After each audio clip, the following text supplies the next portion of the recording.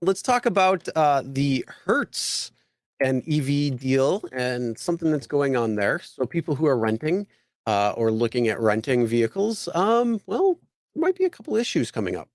Yeah, Hertz is pulling back, on all the EV. Hertz said they're going to buy 100,000 Tesla 3s, mostly for the rideshare. Obviously, they want to convert, just like there's a rush in the world now for all fleets to be converted to EV, not thinking that, the charging infrastructure is not there, but everybody, it's like, this is like, oh, I have an Apple, oh, I have this. It's like a cult thing happening now. I'm like, no, man, this is a car.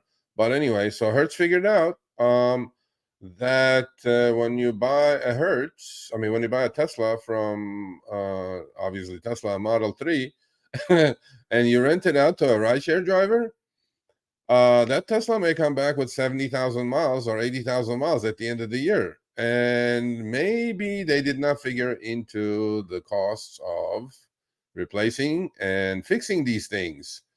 And I'm like, yep, that's what happens when you buy a car and rent it to rideshare drivers, and they're going to abuse the shit out of it because it's not their car with unlimited mileage.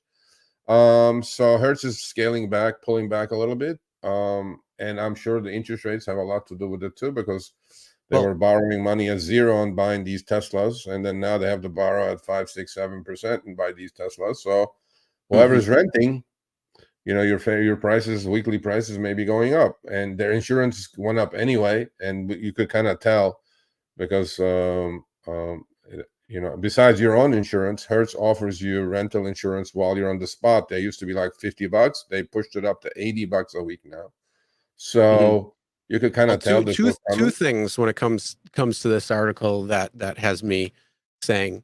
The first one is it says Hertz pumping the brakes on plans to electrify more of its rental car fleet after EV repair costs came in higher than expected and anticipated. So that goes to show you, okay, are the repair costs lower or higher when it comes to EVs over, a regular gas powered counterpart? And so then the other side of the coin too is if it's the costs that are there, well, that is going to then take into account when a driver like you or me who decide to buy an EV will have to encounter those costs that are going to come on. I mean, what did they think that these costs were going to be, and were they grossly understated, or what happened? So those are a couple of things that I would like to know when it comes to the cost breakdowns of these things, because it could have an impact on if drivers will make the switch to an electric vehicle over none.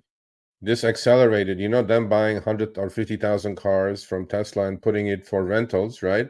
Accelerated that process, because when you're renting a car in 2 years, that car could put on 100,000 miles, right? So now an average driver, that's the same thing as an average rideshare driver. It's going to be the same exact kind of thing. No, so I if know. you What I'm are a saying rideshare driver, you need to look at this article pretty closely if you're evaluating or thinking about an EV. No doubt. Yeah. That's why EV sales actually are slowing down with higher interest rates, and the comparisons are becoming more clear now that maybe EVs maintenance costs are not as little as it may be, and not as much lower than an ICE vehicle, right?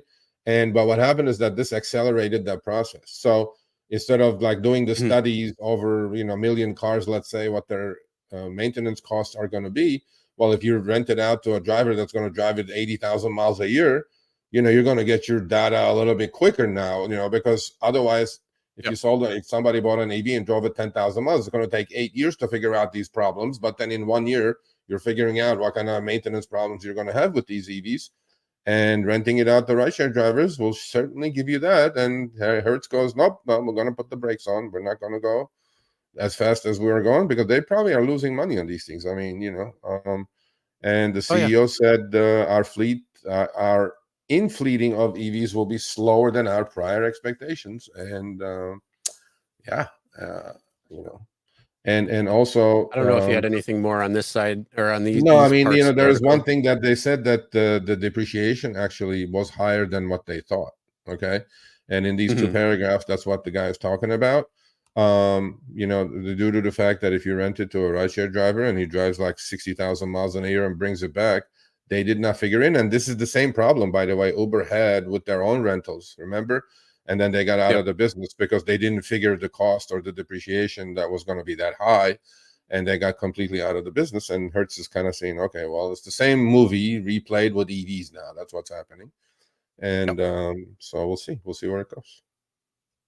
Yeah. So either way, I think the issue is starting to become a little more than, like you've had the two warring factions, I'm going to say, on either side. You have like the diehard EV enthusiast and activist and, advocate. And then you have the people who are on the other side that are like, no way, no how. And then everybody's in between. And if anybody asks a question on either side, they're like, you are like a EV denier or something. And like, I've gotten that. And it's like, no, I'm looking at like multiple facets. If you're so honed in on one little aspect, oh, it's an EV. Okay, well, there's a lot more to it than just that. So if you want to call me an EV denier, well, that just shows how small-minded you really are. No, I think EVs have their place, but now some of the kinks in the armor is coming out, so now we're figuring it out faster. Yeah, and I mean, I said this before, I say it again. I think EVs are cool. I like the idea behind them. I don't think the political push should be to have all EV. Because I don't think that is going to be the way forward. I think they're part of the solution, not the full solution. I agree. There's a lot of other technologies that need to be developed and mass produced. There's a lot of current technologies that need to fall under that category that I think will all work together until there's that holy grail that we can find when it comes to car transportation, vehicle transportation, and the fuel that is derived by that. I don't think it's electricity. I don't think it's gas. I think it's going to be something else, whether it's, some sort of fusion or fission. That's probably going to be the option. Fusion would probably be the best because essentially you could take water and power your car.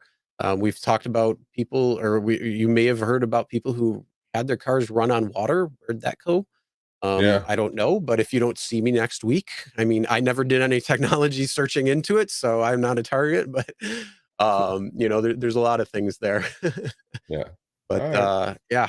All right, thanks for watching. That short little clip was from our live stream, Show Me the Money Club with Sergio and myself, Tuesdays, 6 p.m. Eastern, 3 p.m. Pacific. Make sure you subscribe, turn on all notifications so you get notified when we go live, as well as all of our awesome content.